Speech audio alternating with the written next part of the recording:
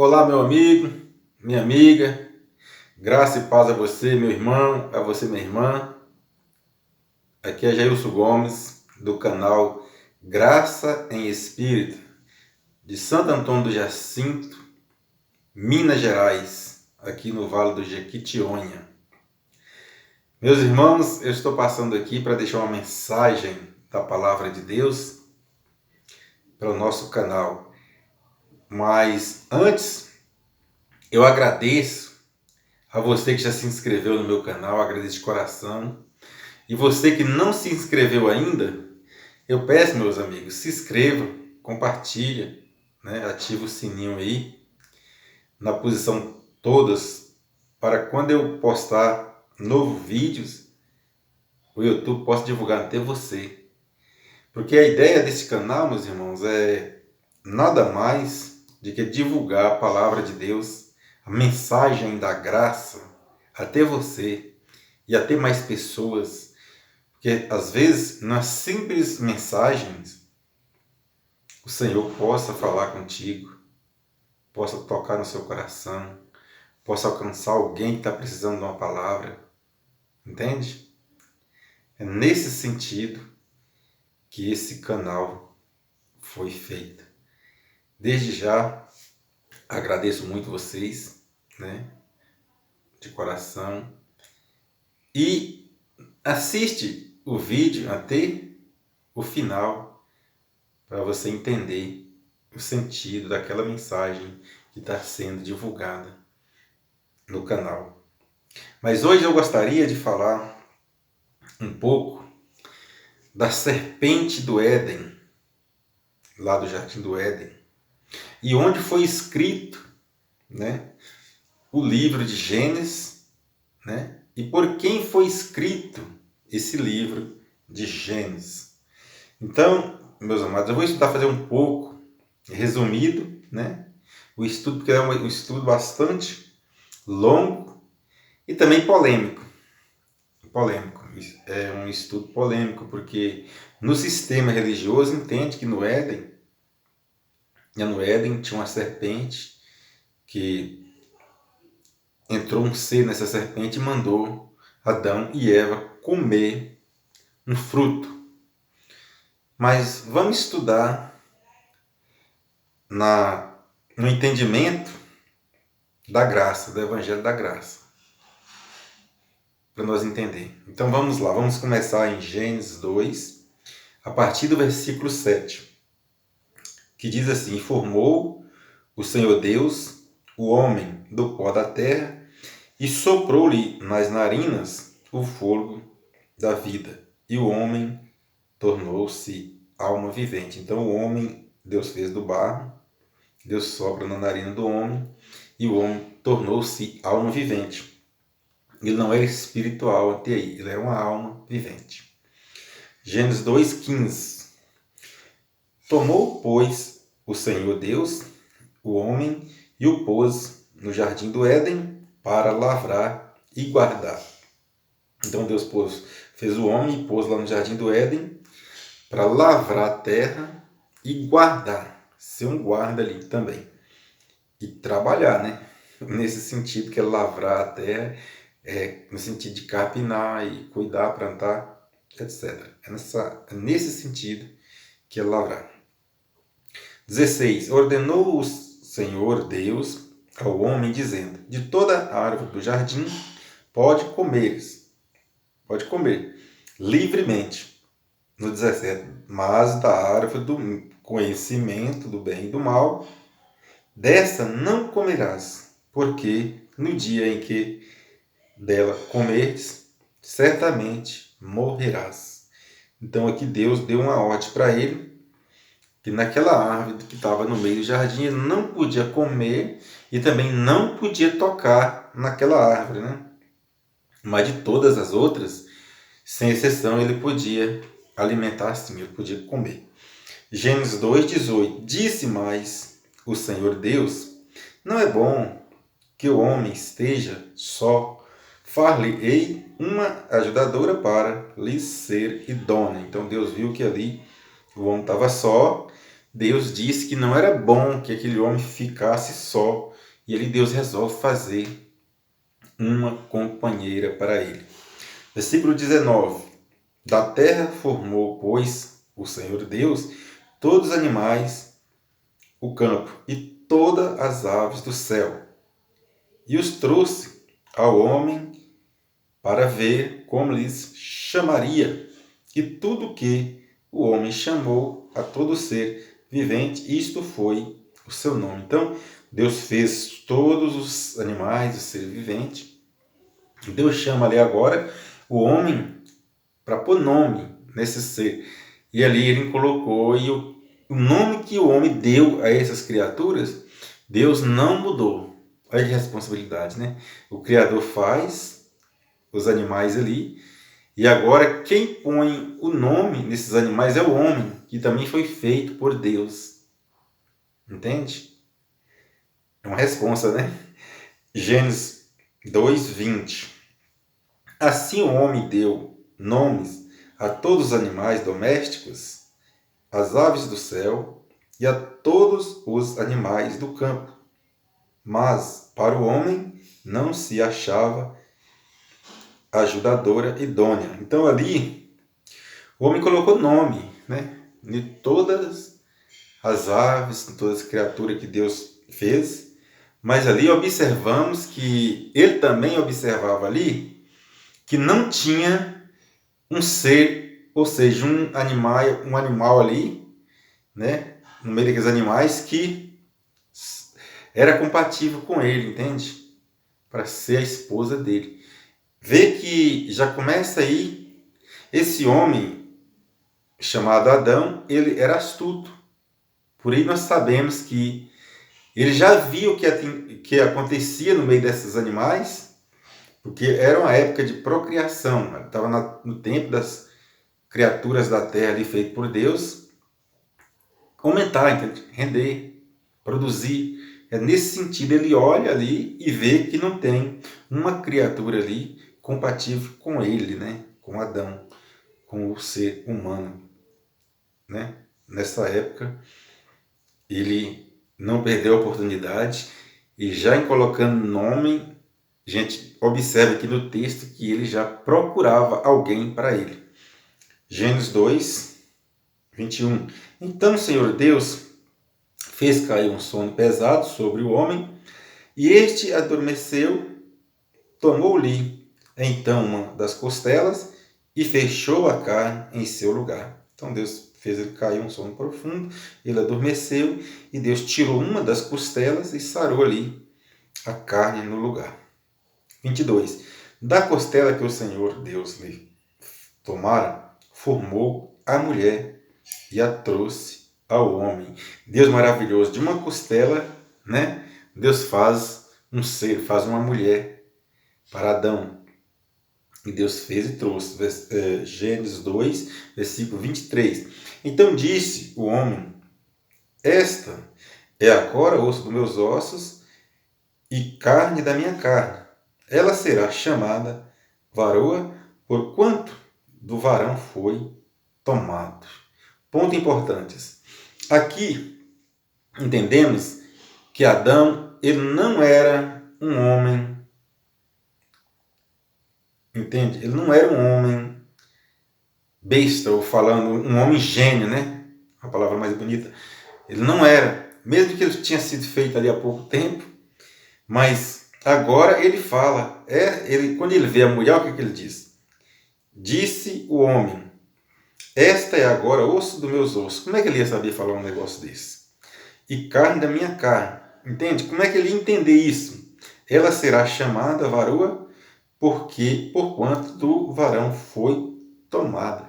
Como é que uma pessoa que não tem malícia nenhuma, que está na época, né, ali da criação, ali do Gênesis, entende que ele era um homem gênio, né? E ele falar uns negócios desses? O 24, Gênesis 2:24, observa o 24.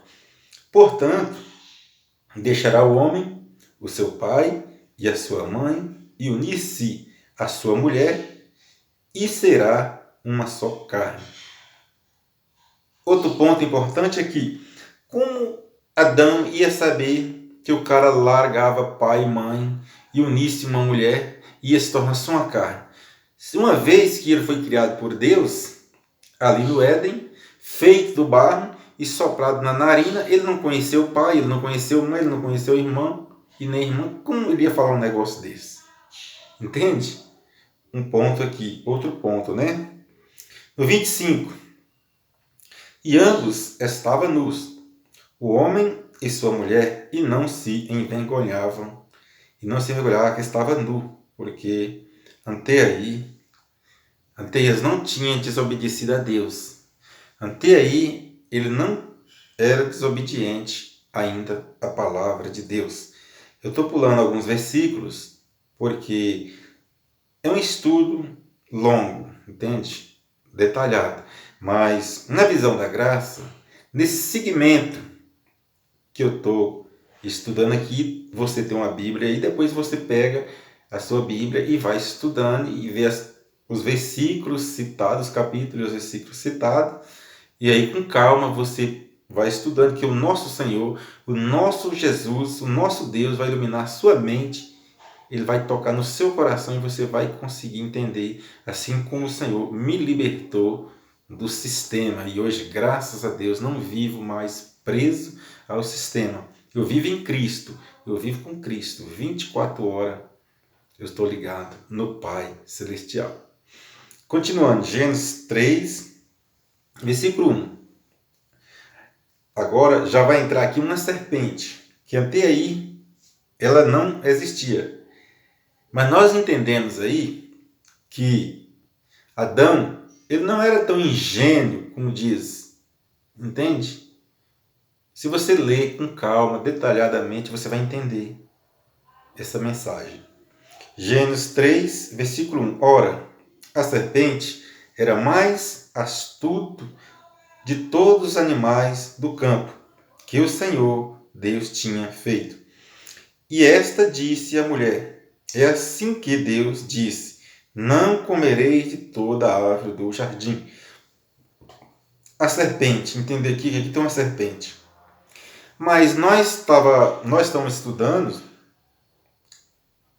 estudando e deu para entender que foi escrito, né? O livro de Gênesis foi escrito no Egito, entende? Depois de muito tempo, né? Aí já tinha acontecido o dilúvio, aí já a terra já estava toda habitada de novo, entende? Aquele mundo lá deles já estava todo habitado. Então, esse livro de Gênesis não foi escrito lá no Jardim do Éden. Não. Quando ele foi escrito, foi por Moisés. Ele teve a revelação, Deus foi revelando a ele, e ele foi escrevendo e ditando ali para aquele povo. Daí então era um povo já escravo no Egito, onde que os deuses deles lá eram outros deuses, mas Moisés era um Deus, o Deus de Moisés era um Deus de Israel, era um Deus dos judeus. Então eles, como escravos, Deus levanta Moisés para libertar eles de lá do Egito, e ali Moisés começa a escrever a história do Gênesis, que faz parte dos 5 livros, né? Ele é um dos primeiros livros de Moisés, do Pentateuco de Moisés. Então, Moisés aqui agora, como Moisés está falando ali para pessoa indulta, pessoa que não tinha leitura, né? Ou seja, analfabeto, eles eram escravos. E escravo, todos sabemos que escravo não estudava, escravo sabia, era trabalhar, obedecer os seus senhores, né? Morrer ali numa desobediência. Então, tinha que usar uma figura de linguagem para que esse povo agora entenda qual era a mensagem que Moisés queria passar para eles. E assim, Moisés, conhecendo, né, a incapacidade de entender o que ele estava tentando passar, e aí ele usa bastante figura de linguagem. Aqui agora já fala da serpente. Já fala da serpente, entende? E já vê aí que a serpente é uma figura não muito boa, é uma figura do mal. Entendemos? Ora, a serpente era a mais astuta de todos os animais do campo. Sabe por que a serpente era mais astuta do que os animais do campo? Porque Moisés aqui está usando uma figura de linguagem, dizendo para aqueles hebreus ali que a serpente é um homem. Por que um homem? Porque lá no Egito, os faraós do Egito, todos eles, sem exceção, a coroa deles, o traje real de um rei do Egito, é uma serpente. Na sua coroa tem a Naja, uma das serpentes mais perigosas do Egito. Então, quando fala em um homem ruim, naquela época, quando falava para um hebreu, para um escravo, de um ser, de um homem cruel, astuto, maldoso, imediatamente aquele escravo que sofria, né, com a linha dura daqueles reis, já sabia, vinha logo na mente dele a imagem de um faraó. Então essa serpente aqui, que era mais astuta, quando fala mais astuta, ele vai entender que esse homem lá no Éden era uma serpente, ou seja, era um homem mau. Entende? Continuando. Vou começar de novo do Gênesis 3:1. Ora, a serpente era o mais astuto dos animais do campo, que o Senhor Deus tinha feito. E esta disse à mulher: é assim que Deus diz: não comereis de toda a árvore do jardim. Mas Deus, meus irmãos, Deus não disse isso aqui para uma serpente. Entende? Deus disse isso daí para Adão. Deus não falou para a serpente. Deus disse a Adão: olha, de toda a árvore do campo você come. Do jardim você come. Mas da árvore que está no meio do jardim você não pode comer. E nem nela tocar. Porque no dia que você tocar nesta árvore você morre. Mas não é morrer o corpo físico. Morrer espiritualmente. Entende? Ou seja, pecar. Porque até aí Adão, ele não tinha espírito. Mas era nesse sentido que Deus disse a Adão para não comer e não tocar. Então aqui ela já aparece com uma serpente e diz que Deus disse à serpente para não comer. Mas você volta lá atrás que você vai entender que nós estudamos lá que Deus diz a Adão para não comer. Entende? Gênesis 3, versículo 2. Respondeu a mulher à serpente: do fruto das árvores do jardim podemos comer. A mulher retruca. Do fruto da árvore do jardim podemos comer. 3. Mas do fruto da árvore que está no meio do jardim, disse Deus: não comereis dele, nem nele tocareis, para que não morrais.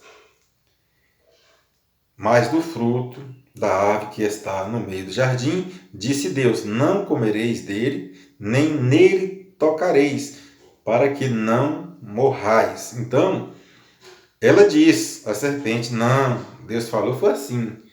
Da árvore, de toda a árvore nós podemos comer, porque o homem ali já falou, das árvores, né? Ela falou: não é assim. Deus falou que de toda a árvore do jardim podemos comer, mas de que está no meio do jardim, não. Mas ali ela não estava falando com a serpente. Ali ela estava falando com o homem. Que Moisés usa a figura de linguagem lá no Egito para eles entenderem o que era uma pessoa ruim. Aí ele cita a serpente porque o hebreu ele vai entender que uma serpente é um homem ruim. Porque eles entendem lá, um homem do mal, porque eles entendem lá que o faraó é uma serpente. Gênesis 3:4. Disse a serpente à mulher: certamente não morrereis. Não morrereis. Então não morre. Ele falou: não. Ele sabia, o Adão sabia que não ia morrer. Ele sabia que ali ia acontecer alguma coisa ali, que eles iam ter conhecimento E ele já sabia dessas coisas. Versículo 5. Porquanto Deus sabe que no dia que comerdes deste fruto, vossos olhos se abrirão e sereis como Deus, conhecendo o bem e o mal. Olha que serpente danadinha. A serpente sabia até que Deus sabia que não ia morrer, mas ia ser como Deus, conhecendo o bem e o mal, entende? Ia abrir o entendimento, ia abrir a mente deles, eles iam ter entendimento, eles iam ter conhecimento, mas essa serpente aí que é Adão, ele sabia que não morria fisicamente, entende? Gênesis 3:6. Então, vendo a mulher que aquela árvore era boa para se comer, agradável aos olhos, e a árvore desejável para dar entendimento, tomou do seu fruto, comeu e deu ao seu marido, e ele também comeu. Então aqui quando ela entendeu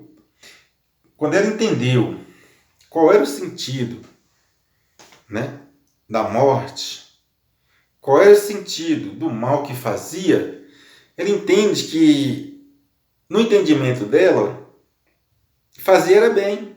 Então ela tomou e comeu. Ela falou, nossa, se é para conhecer, né? Quem é que não quer ter um conhecimento? Aí ela vai e come. Ela comeu. Gênesis 3:7. Então foram abertos os olhos, olha aí, o efeito do fruto, né? Foram abertos os olhos de ambos e conheceram que estavam nus, pelo que cozeram folhas de figueira e fizeram para si aventais. Então aqui eles fizeram aventais, né? Fizeram roupa, eles eram inteligentes. Cozeram as folhas das figueiras lá e fizeram aventais e vestiram. E ouvindo a voz do Senhor, versículo 8, do Senhor Deus que passeava no jardim, à tardinha, esconderam-se o homem e sua mulher, agora já é mulher, da presença do Senhor Deus, entre as árvores do jardim. Mas o Senhor, Deus, ao homem, e perguntou. Mas chamou o Senhor Deus ao homem e perguntou-lhe, onde está? Agora, até parece que Deus não sabe. Deus não sabe onde o homem está. Aí o homem esconde e Deus pergunta, onde está? Deus pergunta a ele, aonde está? E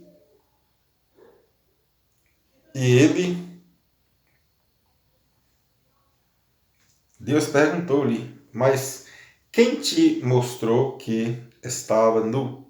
Comeste da árvore de que te ordenei que não comeste? Aqui Deus já sabia que eles já tinham desobedecido. E Deus pergunta, quem te mostrou que estava nu? Comeste da árvore que eu ordenei para não comer? Versículo 12. Ao que respondeu o homem, a mulher que me deste por companheira deu-me a árvore e eu comi. 13. Perguntou o Senhor Deus à mulher, que é isto que fizeste? Respondeu a mulher, a serpente enganou-me e eu comi. A serpente enganou-me e eu comi? Respondeu a mulher, né? A serpente enganou-me e eu comi. Mas a serpente aqui nada mais era do que o homem.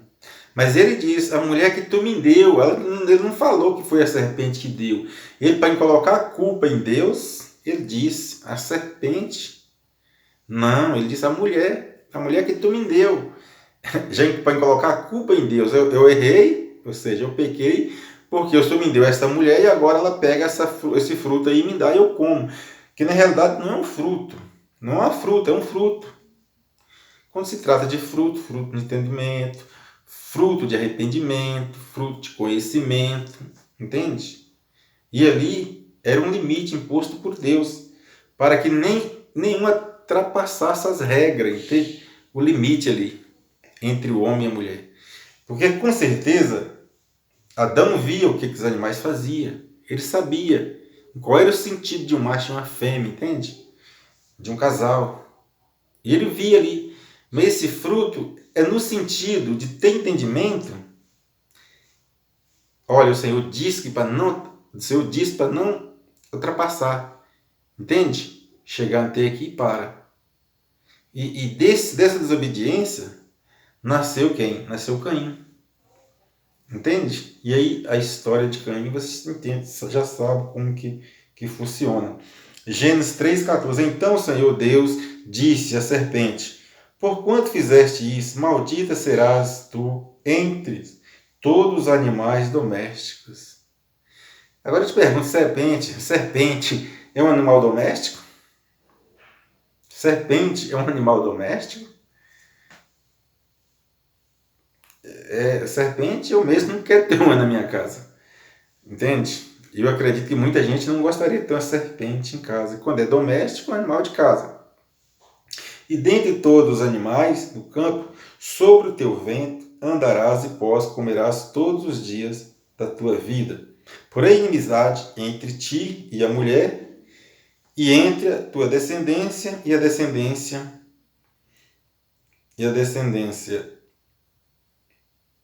Este te ferirá a cabeça e tu lhe ferirás o calcanhar. Então, aqui, o que aconteceu com Jesus? Com Jesus. O judeu, quando é uma traição, o judeu, ele fala que foi ferido no calcanhar. O judeu, a traição para eles é como se ferisse aquele que vem por trás e atinge o calcanhar. Então, o que aconteceu com Jesus? Feriu a cabeça de Jesus, a cabeça da igreja.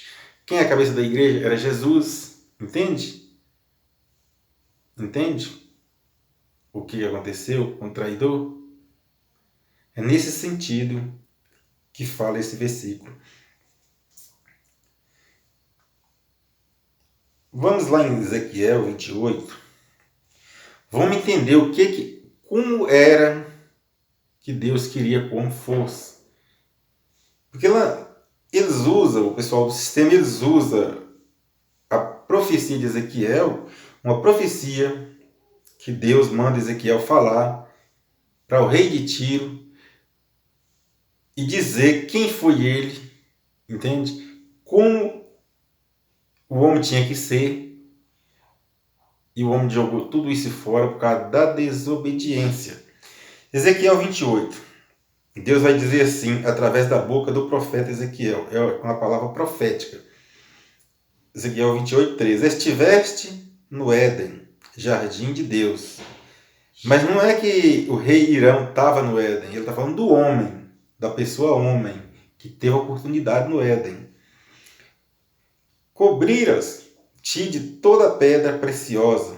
Aí ele cita a pedra. A carnolina, o topázio, o ônix, a crisólita, o berilo, o jaspe, a safira, a granada, a esmeralda e o ouro. Em ti se faziam os teus tamboris e os teus pífaros no dia em que foste criado. Foram preparados. Então o homem, ele teve uma oportunidade com Deus, entende? Ele teve uma oportunidade com Deus. Deus fez o homem para ser santo, e colocou ele no meio de todas essas pedras, no jardim de Deus, ali para ele ser santo. E colocou ele ali também para ser guardião do jardim. Vamos ver aqui no 14, Ezequiel 28, 14. Deus dizendo na boca do profeta, eu te coloquei com o querubim da guarda. Estiveste sobre o monte santo de Deus, andaste no meio das pedras afogueadas. Então, Deus colocou ele ali, o homem, para ser santo. Deus deu a oportunidade. Mas por causa da desobediência, o homem caiu. Agora, ele desobedeceu a Deus, tocou ali no que não era para tocar, e Deus disse a ele, agora você Você pecou. Agora você passou dos seus limites. Agora você vai lavrar a terra, vai viver do suor do seu rosto, entende? E a mulher, Deus deu uma sentença que é a de parto, né? E por aí segue até o dia de hoje, né? O homem continua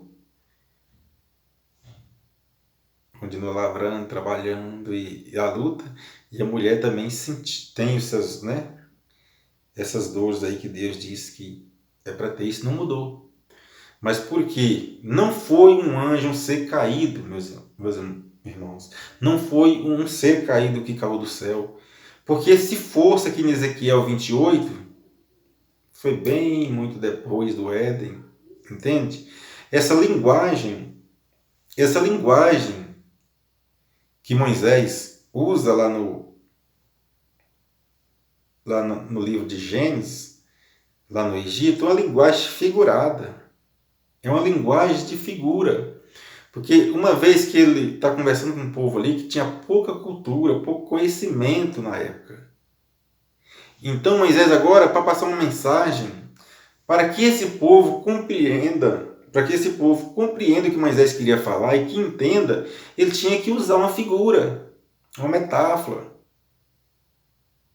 ou mostrar algo ali sólido para que eles entendam. E foi o que aconteceu. Ali no Éden não tinha um anjo caído, não foi uma cobra que manda ninguém comer nada, entende? Mas no sistema, a gente estava lá e quando eu estava lá, na época que eu estava no sistema, eu entendi assim que lá tinha um ser, que aquele ser agora entra numa cobra e essa cobra manda que essa mulher come. Meu Deus, eu acreditei nisso por muitos anos. 15 anos, não é 15 dias, não. E eu tive que engolir isso de goela abaixo. Mas Deus me deu o entendimento e graças a Deus hoje eu estou aqui. Entendo que lá foi uma história narrada por Moisés usando figura de linguagem. Nada mais do que isso. 1 Coríntios 15 está escrito assim, o apóstolo Paulo. Assim também está escrito, o primeiro homem, Adão, tornou-se alma vivente. Então Adão, ele era uma alma vivente. Adão, ele não tinha espírito. Adão, ele não tinha espírito, ele não tinha amor ao próximo.